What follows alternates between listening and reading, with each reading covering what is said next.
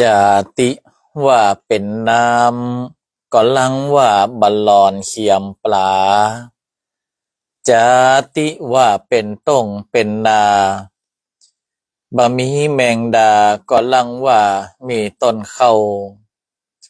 จาติว่าเป็นเก้าไม้ใหญ่บะมีตกโตก็ลังว่ามีนกเกาเกิดเป็นคนเฮาแล้วบ่มีศีลธรรมพระเจ้าคนเท่าเปิ้นจังประมาทดูแควนเจริญปอนเจริญโชคเจริญชัยเจริญมั่งเจริญมีเจริญสรีสวัสดีกับตันสาธุชนคนดีFCรายการทุกท่านมาพระมาแล้วหนาญาติโยมศรัทธามาฟังพระครูวิโรจน์ชยาภรณ์กับรายการธรรมะนึ่งกำลังใจสไตล์ล้านนาโดยอาตมาพระครูวิโรจน์ชยาภรณ์ค่ำคืนนี้มาปะกันล่าควายไปหน่อยหนึ่งเพราะว่าอาตมาภาพนั้นก็ได้มีการติดต่อกับต่างบ้านด้วยความเป็นห่วงเป็นใยคุณนายวันเพ็ญโยมแม่อาตมาภาพก็เป็นโรคผู้สูงอายุเนาะปีนี้ก็จะเข้า71แล้วก็อาจจะมีการอ่อนแรงไปบ้างอยู่ในก็เป็นไข้ลาบอีนะอาตมาภาพก็เลยบอกว่าขอปี่ขอน้องมันไปแอวไปใจหาเพราะโยมป่อโยมแม่อาตมาภาพอยู่กัน2 คนอยู่กัน2 เท่าลูกเต้าก็มีอาตมาภาพเพียงคนเดียวเขาก็เข้าใจในความเป็นผู้สูงอายุที่ก็อยากจะให้ลูกหลานไปเยี่ยมไปหาอาตมาภาพก็พยายามที่จะเคลียร์การเคลียร์งานในแต่ละเดือนในแต่ละครั้งเพื่อที่จะหาเวลาในการกลับไปเยี่ยมโยมพ่อกับโยมแม่ที่บ้านก็เลยให้กำลังจิตกำลังใจกันแล้วก็บอกว่าเดี๋ยวในงานปล่อยหลวงนี่ก็จะให้ญาติพี่น้องในป่าป่อป่าแม่มาแอวงานมาช่วยงานเอามาอยู่ด้วยกันมาพอการพองานอยู่ด้วยกันเนี่ยเนาะคือได้คลายง่อมคลายเหงาลงไปอันนี้ก็ได้อูจาปราศัยกันก็เลยทำให้มาเข้ารายการจ้าหน่อยในค่ำคืนนี้แล้วก็วันนี้อาตมาภาพก็ได้มีการสอนกล่าวคำบรรพชาแก่ผู้ที่จะมาบรรพชาอุปสมบทในวันที่31ที่จะถึงนี้คนแรกจะได้ฉายาว่าชุตินทโรแปลว่าผู้ทรงไว้ซึ่งความรุ่งเรืองคนที่2จะได้ฉายาว่าอภิวัฒโนแปลว่าผู้มีความเจริญยิ่งง่ายๆอุปสมบท2 ตนความหมายก็คือเจริญรุ่งเรืองนั่นเองแล้วก็อานิสงส์นี้ก็ไปถึงยังบรรดาศรัทธาญาติโยมที่ได้ร่วมบุญกันมาก็ให้มีความเจริญรุ่งเรืองดังฉายาของผู้ที่จะเข้าพิธีบรรพชาอุปสมบทในวันที่31ก็ต้องขออนุโมทนากับศรัทธาญาติโยมที่ได้ร่วมบุญกันมามีท่านดวงมารศรีกิจวิไลกุลจำนวน2,000 บาทเนาะแม่เลี้ยงจำเรียงแกรน 1,500 บาทพ่อสุวรรณแก้วมาลีแม่นิษฐาแก้วมาลีอันนี้เป็น บาทนางสาววริศราแก้วมาลีเด็กชายวชิรวิทย์จันทวัง ผ้าไตรจีวรจุดที่สองนางสาวสรัญญาแก้วมาลีนายเนติพงษ์แสนทวีสุขตลปัดนางนงลากสุทธิวัชรกุลนายสมชายสุทธิวัชรกุลนางมนสิตาพวงขจรพร้อมครอบครัวนี่เป็นบาทโยมแม่สุแก้วคำอ้วนเจ้าภาพปัจจัยทายทานถวายสามเณรหนึ่งรูปโยมปิยธิดาทิยะทิยะอย่างนะอาตมาภาพต้องอ่านว่าทิยะบอนทิยะบัวอีกอันผิดอันถูกสุมาภัยโยมปิยธิดาเนอะอันนี้เป็นเจ้าภาพพระอุปชาพระคู่สวดแล้วก็พระสงฆ์หนึ่งรูปเนาะจำนวน 6,664 บาทโยมสุภัทราวีระอนันตวัฒน์และครอบครัวอันนี้ก็เป็นผ้าไตรตอนนี้เครื่องอัฐบริขารผ้าไตรจีวรเนาะทุกสิ่งทุกอย่างนั้นก็ได้ครบถ้วนสมบูรณ์ในเครื่องอัฐบริขารแต่ยังคงขาดในเรื่องของถวายพระสงฆ์พิธีพระสงฆ์พิธีก็เหลือแถม6 รูปสามเณรเหลือ7 รูปที่ยังบ่มีเจ้าภาพพระสงฆ์พิธีรูปละ 1,000 บาทสามเณรรูปละ500 บาทเราก็สามารถที่จะแจ้งความจำนงได้เนอะอันนี้ก็งานพิธีบรรพชาอุปสมบทที่กำลังจะถึงในกุลบุตรที่มีความศรัทธาที่อยากจะบวชศึกษาพระธรรมแต่ครอบครัวนั้นก็อาจจะหาเจ้ากินค่ำก็ได้อุปถัมภ์กันไปเนาะถ้ามันวิทย์มันขาดเท่าใดอาตมาภาพรับหมดนะมันจะว่าโอ้ประกาศอย่างเดียวท่านมาห่วงบุญในการหมายความว่าถ้านอกเหนือจากศรัทธาญาติโยมที่ได้รับมาอาตมาภาพก็จะรับหมดรวมถึงอาตมาภาพเป็นเจ้าภาพโรงทานเลี้ยงในงานนี้ตัวเนาะโรงทานก๋วยเตี๋ยวอาตมาภาพก็เป็นเจ้าภาพโรงทานก็คือร่วมกันทั้งสองเบื้องเฟืองฝ่ายในความศรัทธาในความอยากจะศึกษาพระธรรมของกุลบุตรซึ่งก็หายากสำหรับคนที่จะเข้ามาบวชในพระพุทธศาสนาอันนี้อาตมาภาพก็ร่วมด้วยช่วยกันกับศรัทธาญาติโยมตอนนี้ก็ยังขาดพระสงฆ์แถม6 รูปสามเณร7 รูปก็แจ้งปวารณาได้เอาละมาทักทายกันก่อนโอ้พระครูบาโพธิญาณังปรมังสุขังนี่กำลังออกนิโรธนะออกปนห้องว่าการปฏิบัติธรรมมาสาธุอนุโมทนาโยมพี่ตายดวงพรกุลแดงเนาะโยมแม่ไหวภาพินีพ่อเลี้ยงอนุพงษ์พันเล็กแม่สุแก้วคำอ้วนพ่อเลี้ยงพ่อเลี้ยงว่ะศักดิ์สิทธิ์คิดงามโยมอามณัฐพลพ่อเลี้ยงไอโยมมนสิการชัยเดชโยมพินสิงห์น้อยโยมอาวรโยมพินสิงห์ใจโยมอาวรสิงห์น้อยโยมแม่เรืองไรปาลีสุมาภัยเตอะมันใกล้กันแก่นตาอาตมาภาพพยายามที่จะหาข้อมูลท่านที่เข้ามาทักทายเนาะอาจจะผิดพลาดกันไปต้องขออภัยแม่จูนศรีภาชาเนาะแล้วก็แม่หมอนิภาวันอภิวงงามก็ได้เข้ามาละสาธุอนุโมทนาพี่อายุธนาจังซอ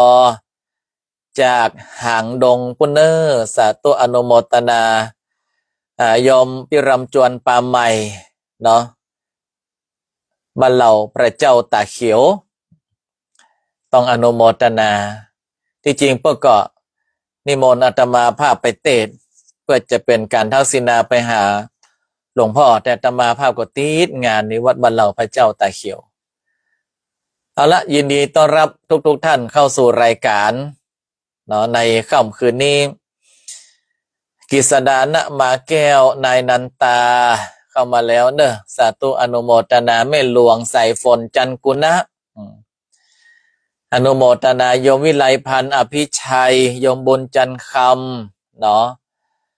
แม่อบเชยเวียงพิงอาตมาภาพมั่นใจว่าต้องนั่งฟังอยู่เพราะว่าเวลานี้นี่เป็นเวลาฟังพระครูวิโรจน์นะแม่อบเชยนะแล้วก็อาตมาภาพพรุ่งนี้ก็อาจจะยุดรายการ1 วันเนอร์เพราะว่าจะต้องติวเข้ม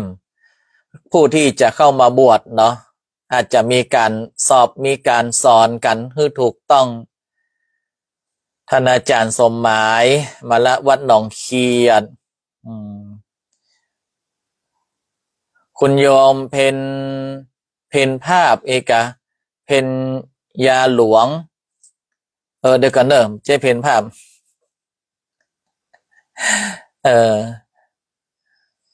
อันนี้ไม่เลี้ยงต่อเฮานี่เนาะ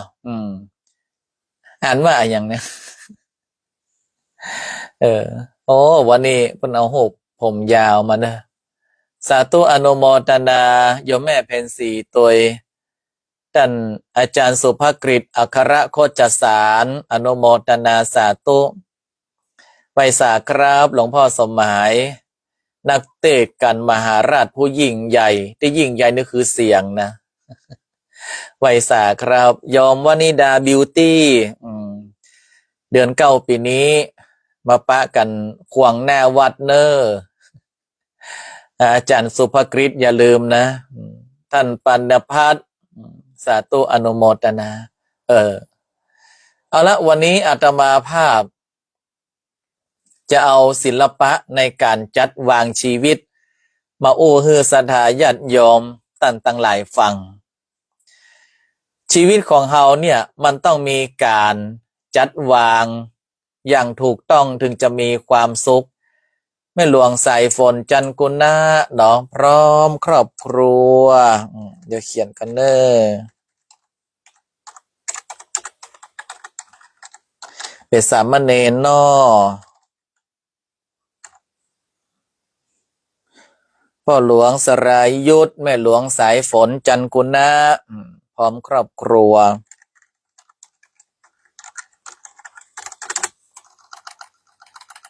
เพราะว่าเพิ่นมีหลานตัวสามเณร1 รูปเนาะสาธุอนุโมทนาเนอะโอ้ท่านพระครูชัยมงคลพิทักษ์อยู่นครสวรรค์พวกนั้นนี่โอ้ใจธรรมดาเนอะเป็นอยู่นครสวรรค์เมืองปากน้ำโพไปเชิดสิงโตกับตุจีนเซลท่านอาจารย์พระครูชัยมงคลพิทักษ์ยมสุดารัตน์เจือจานอนุโมทนาเนอะมาละโยมสุภัตรานี่แชร์ตลอดรายการโยมสุภัตรานี่เปิ้นแชร์ทุกรายการธรรมะนะแม่เลี้ยงทันพิมลสุดธรรมสาธุอนุโมทนาอาตมาภาพก็จะในรายการประมาณเนี้ยหลายๆคนว่ารายการธรรมะโยปีวรัญญาวงสายยะ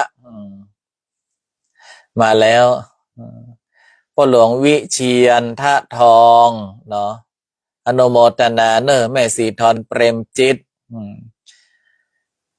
หลายๆคนก็บอกว่ารายการธรรมะยังบ่มีภาษาบาลียังบ่หันยกภาษาบาลีขึ้นมาอาตมาภาพจะเน้นธรรมะที่สามารถประยุกต์ใจ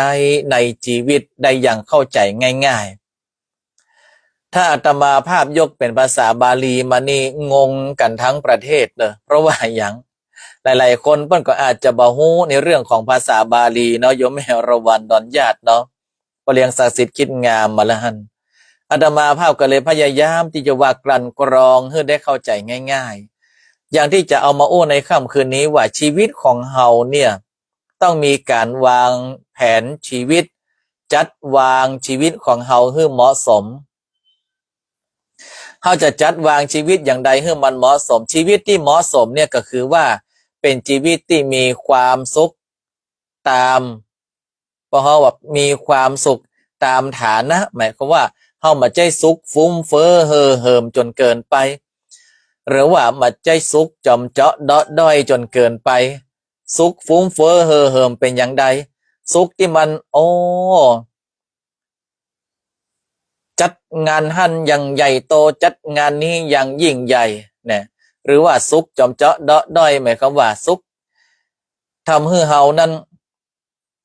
มันมีความวุ่นวายในชีวิตสุขมีความวุ่นวายในชีวิตถามว่ามีความสุขมีแต่มีความวุ่นวายในชีวิตอย่างเช่นว่าเฮาเนี่ยจัดการจัดงานไอ้คนที่ม่วนก็ม่วนคนที่อีทก็อีทนะเนาะพี่สินเนี่ยล่ะ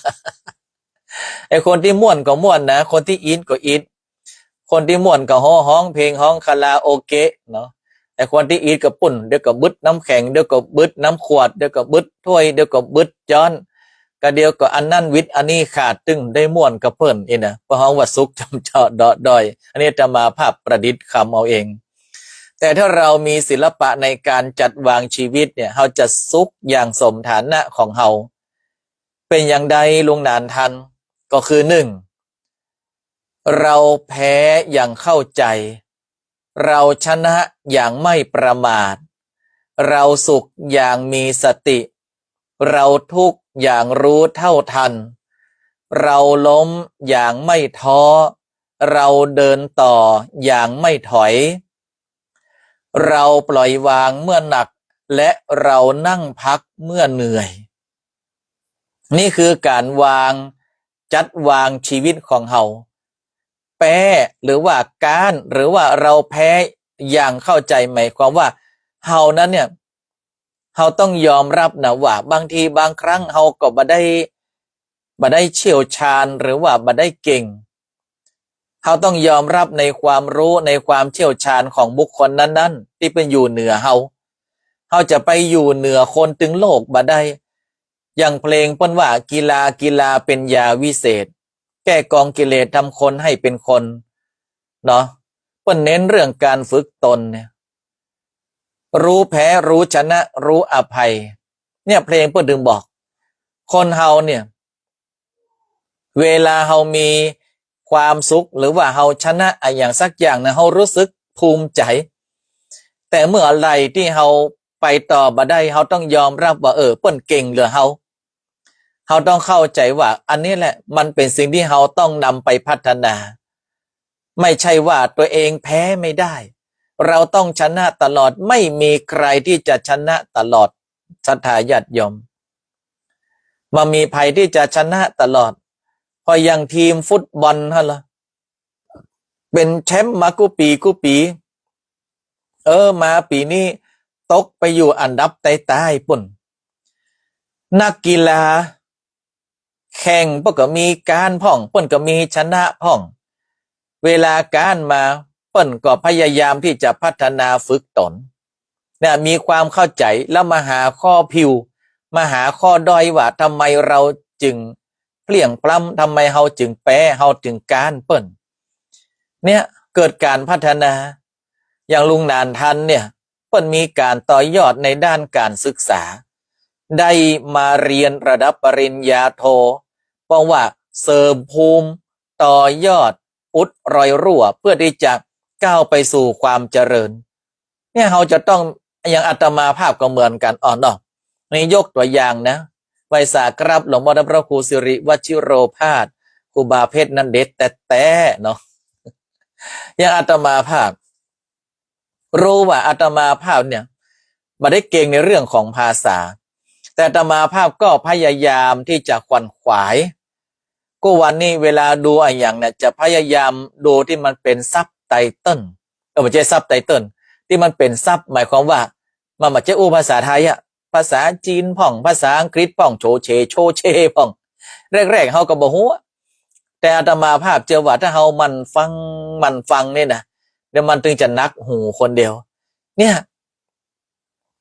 เขาต้องยอมรับอาตมาภาพเป็นครูบาอาจารย์อาตมาภาพเก่งแต่อาตมาภาพบ่เก่งภาษารุ่นน้องที่เปิ้นขึ้นมาที่เปิ้นเก่งภาษาเขาก็ต้องยอมรับอันนี้บอกว่าแพ้อย่างเข้าใจชนะอย่างไม่ประมาทเราอย่าเหลิงในการที่เราชนะในครั้งนี้บางคนเหลิงในการชนะบอกว่าขี้เคี้ยวดิดภาพเดียวนะเขาถามว่าจะซ่อมมาอ่านหนังสือก็ดิดป๊าบเดียวนะยากแล้วนี่ก็ผ่านมาแล้ว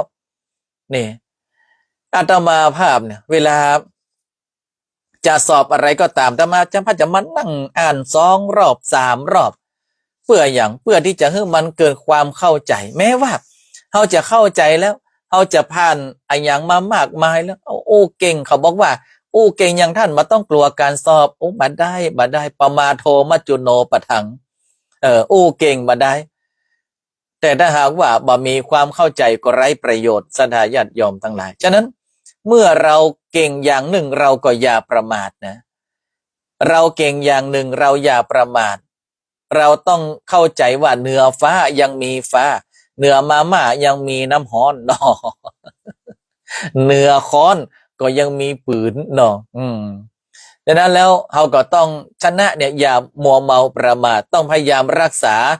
มาตรฐานคือมันดีที่สุด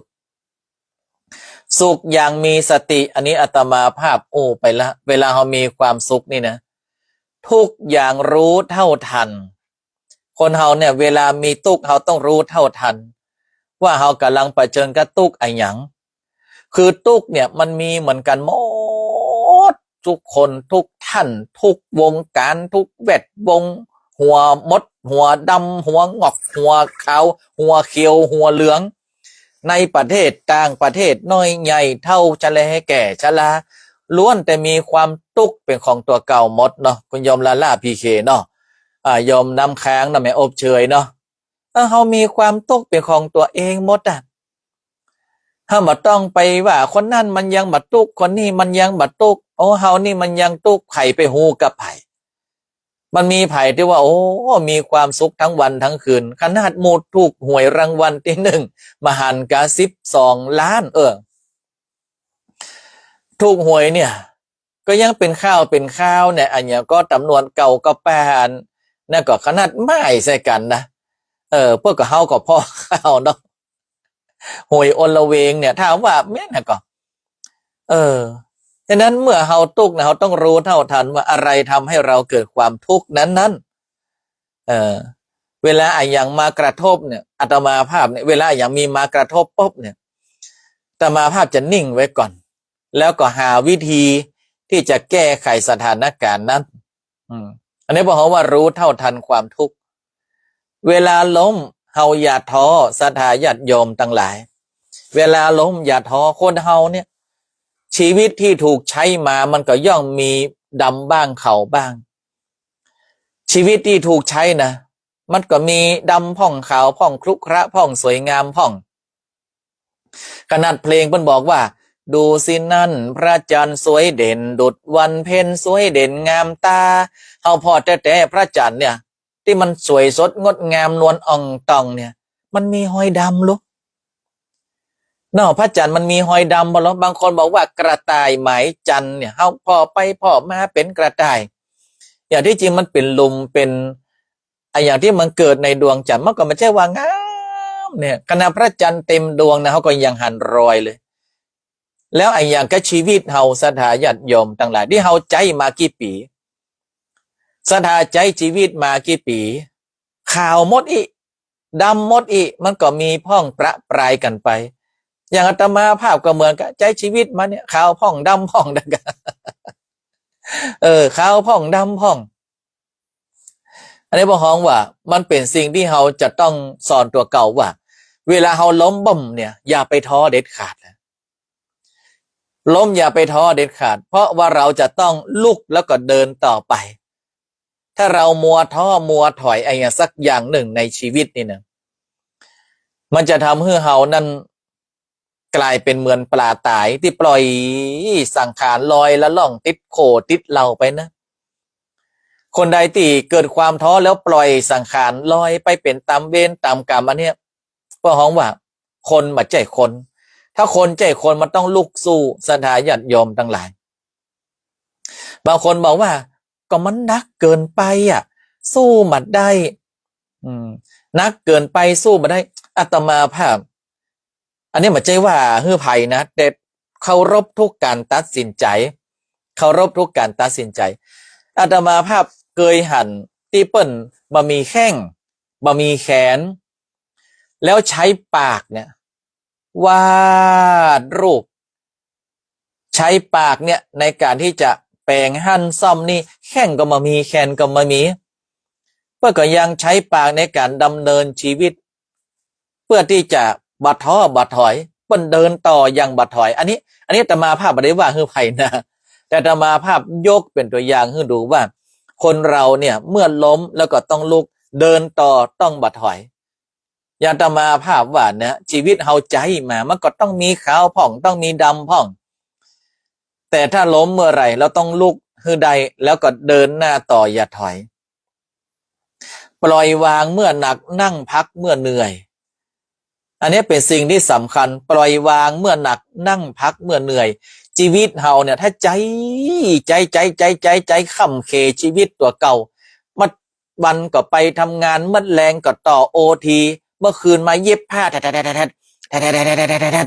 เจ้ามาก็ต้องได้ลุกนึ่งเข้าเป่าไฟใจกาดเรียบร้อยแล้วก็รีบอาบน้ำกินเข้าไปทำงานอันนี้เป็นของว่าใช้ชีวิตแบบทรหดขนาดเครื่องยนต์ถ้ามันฮ้อนเนี่ยฮ้อนเข้าตักนอกไปเลยนะเครื่องยนต์เนี่ยชีวิตเฮาก็เหมือนกันบอกว่าปล่อยวางเมื่อหนักนั่งพักเมื่อเหนื่อยอย่างอาตมาภาพเนี่ยเมื่อกรำงานแล้วหูว่าตัวเก่าเนี่ยต้องพักละเพราะอย่างดูจังยังหน้าตาโทรมสิวขึ้นเนาะหน้าตาบ่มีเรี่ยวบ่มีแรงสัทธาบางคนก็มองออกเนี่ยอาตมาภาพก็ต้องพักละพอแล้วการแล้วงานเสร็จการพักของอาตมาภาพก็คือการสโลว์ไลฟ์ในชีวิตของอาตมาภาพเป็นอาตมาภาพจะปิดประตูหน้าต่างแล้วก็จะอยู่ในห้องเนี่ยพักผ่อนบังคับตัวเก่าคือพักออกไปทางสวนปุ่นใส่น้ำลำไยพ่องอย่าได้ยินน้ำมันไหลจอกเนี่ยมันหม่นอย่าเอาสาดไปเจือนอนบนแบบเตียนหิมที่เขาใส่น้ำอย่าอันนี้บอกว่าการพักผ่อนของอาตมาภาพคือสโลว์ไลฟ์แล้วก็แฮมอย่างหนึ่งก็คือปิกไปบ้านเนาะปิกไปบ้านไปแอวหาพ่อหาแม่หาพี่หาน้องแล้วนอนพักเหตุสักคืนหรือว่าการได้ไปหั่นไปนี่อันนี้ก็คือการพักผ่อนฉะนั้นปล่อยเมื่อหนักพักเมื่อเหนื่อยจะไปข้ามเขตตัวเก่าล้ำไปบางคนบอกว่าอีน้องไม่เลี้ยงจำเรียงแกรนนะความจนมันยากความจนมันน่ากลัว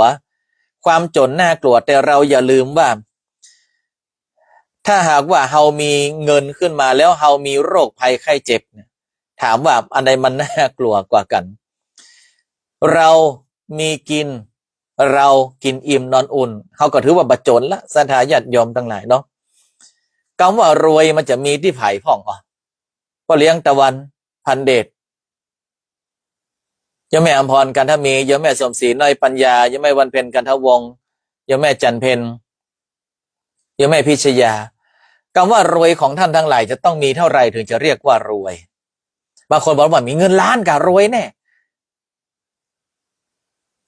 10 ล้านก็รวย30 ล้านก็รวยบางคนซื้อหวย5 ใบถามว่าอย่ามาซื้อใบเดียวมันไปปอรวยยังไงใบเดียวโดใบเดียวนี่6 ล้านนะว่ามาปอรวย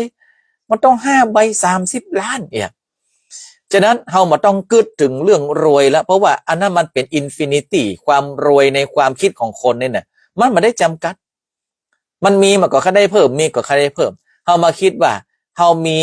ข้าวกินเฮามีที่นอนเฮาได้พักผ่อนเพียงพออันนี้เฮาไม่ได้ถือว่าตุกเฮาไม่ได้ถือว่าจนละเฮามีการงานให้ทำอันนี้ก็สบายแล้วฉะนั้นอย่าไปใช้ร่างกายหนักจนเกินไปอย่าไปใช้ร่างกายหนักจนเกินไปปล่อยวางเมื่อหนักนั่งพักเมื่อเหนื่อยแล้วสุดท้ายใช้สตินำใจใช้ความดีนำทางสัทธาญาติโยมใจสตินำใจความดีนำทางสติเนี่ยเป็นสิ่งที่สำคัญมากบางทีเนี่ยบักเข้าใจฮื้อถามกลับไปบ้านทบทวนเพราะจะมีหรอตาดูหูฟังสมองคิดจิตจดจ่อไม่เข้าใจให้ถามกลับไปบ้านทบทวนเพราะว่าอย่างเกิดมาจากสติทั้งนั้น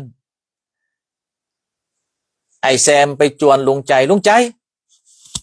เข้าไปแอวในเมืองบ่ลุงช่วงนี้งอมเงานะเอ้าแฉมป๊อปไงชักได้ยังนะบาดแฉมบ่โอ้ลุงมาไปไหนสักทีลุงมานั่งเงาอย่างนี้หรอลุงยังมาไปแอวไอ แฉมคนเฮามันหูหน้ามาหูใจแฉมเขาใครหูเรื่องเจ้าบ้านไปเหี่ยมดมาแฉมบ่ลุงเติงกล้านะโหมันเป็นภัยแหมหมอลุงไปหูเรื่องเจ้าบ้านเจ้าเบิ้นอะไรหยังกูจะเล่าให้มึงฟังแฉมวันนั้นกูเข้าไปเชียงใหม่กูยืนอยู่ข้างถนนมีรถแดงมาจอดแล้วมาถามลุงว่าจะไปไหนลุงไม่ใช่หูจักมันโลแฉมลุงจะบอกมันยังไงฮะจะไปไหนก็เรื่องของลุงกันเนาะมาใจอันนั้นเปิ่นเป็นรถแดงรถโดยสารเปิ่นหันลุงยืนฮะเพื่อก็ถามก็จะไปไหนอยากก็มาหูจักลุงรถแฉมฮะคนแปลกหน้าลุงก็เลยเลี่ยงรถวันนั้นกูขึ้นไปเครื่องบินแฉมโอ้ลุงขึ้นไปเครื่องบินแน่นอนค่ะโอ้อยู่บนฟ้ามันก็ยังมาถามลุงอยู่ถามว่าใดชาร้อนไหมคะไอ้แฉมก็มันเป็นคนกำแต่แฉมมาถามลุงยัดใดโหลุงใจเปิ้นห้องแอร์โฮสเตสก็งั้นนะลุงก็เลยมาให้ไปไหนจักเต้แฉมแล้วก็ไปกาดหันไปกาดแถมแล้วลุงเตียวไปปะญาติจันโตบไปป้าจันโตบมันว่าใดก็กูเตียวไปกายมันบอกว่ามาเอาหยังอย่ากูมากาดกูจะมาชื่ออย่างแฉมมาเอาแก๊สอีกลุงใจถ้าเกิดอย่างลุงนี่นะมันให้ไปไหนสักตี้นะลุงเนอะก็งั้นนะแฉมว่าแกมึงจะไปไหนโอ้ลุงจะถามผมยังไงมาก่อนเรื่องของผมกะอันแหละไอ้แฉมเอากูคืนลุงอย่าแต่อย่างนี้ใช่กูชักยกบ่แฉมนั่นแหละนักเลงเนาะไปผมมาไปไหนก็ลุงกันได้นั่นมันต้องมาถามว่าผมจะไปไหนเนอะมันขำใจเนาะมันก็บอกกูน้อยหรอกแฉมมาบอกมาคำใจอยู่ฮั่นนะต้องหูเด็กเจ้าบ้านไอ้แฉมเนาะไอ้แฉมเนี่ยคนเฮาสถาญาติโยมทั้งหลายศิลปะในการจัดวางชีวิต1แพ้อย่างเข้าใจ2ชนะอย่างไม่ประมาท3สุขอย่างมีสติ4ทุกอย่างเท่าทันรู้เท่าทันทุก5ล้มอย่างไม่ท้อ6เดินต่ออย่างไม่ถอย7ปล่อยวางเมื่อหนัก8นั่งพักเมื่อเหนื่อยแล้วก็9ใช้สตินำใจ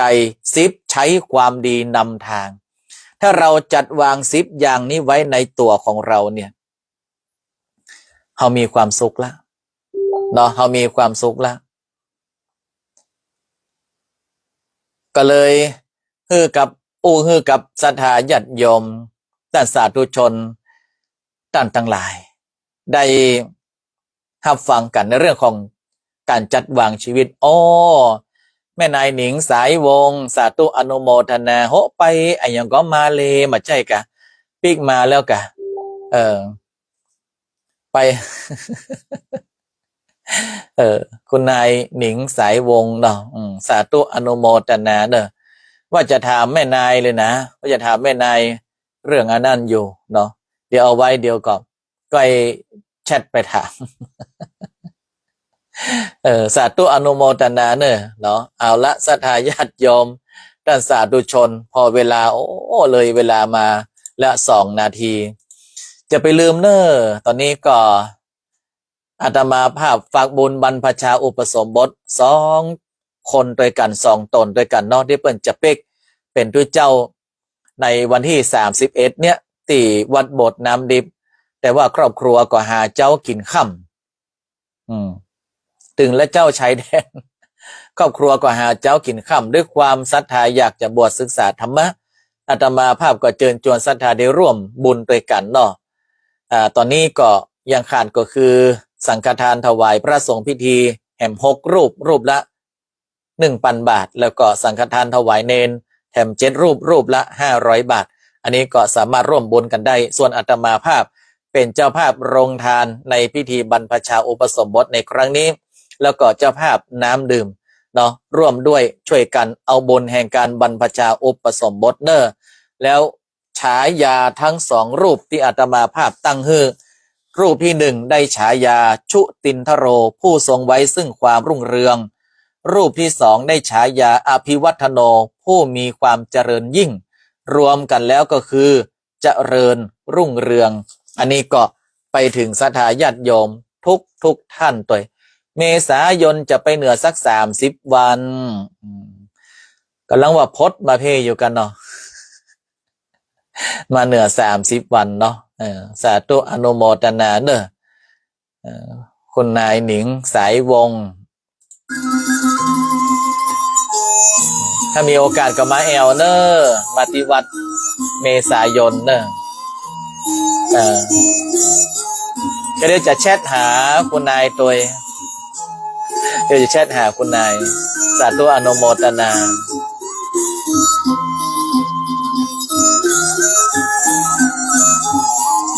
เอาละเวลาหมดเวลาเนอะอาตมาภาพขอนำรายการจากลากันไปก่อนนอกพรุ่งนี้หยุด1 วันอาตมาภาพจะซ้อมบวชซ้อมกำท่องกำบวชคือกับคนที่เพิ่นจะมาเข้าพิธีบรรพชาอุปสมบทเนาะอาจจะหยุดรายการวันหนึ่งแล้วเราจะมาปะกันในค่ำคืนในวันที่31เนี่ยเกี่ยวกับรายการธรรมะส่วนวันที่1เป็นการเลือกตั้งสอบจเลือกตั้งนายกอบจในจังหวัดที่เปิ้นจากการเลือกตั้งเฮาเป็นคนไทยก็ไปใจสิทธิ์ใจเสียงในการเลือกตั้งเนอจะเลือกไผก็สุดแล้วแต่เฮาตั้นตั้งหลายนอเฮาก็ใจสิทธิ์ของเฮาให้มันเป็นประโยชน์สำหรับในวันนี้อาตมาภาพขอนำรายการจากลาศรัทธาญาติโยมกันไปก่อนจงดีมีความสุขทุกท่านสินเจียอยู่อีสินนี้ฝ่าฉายเจริญพร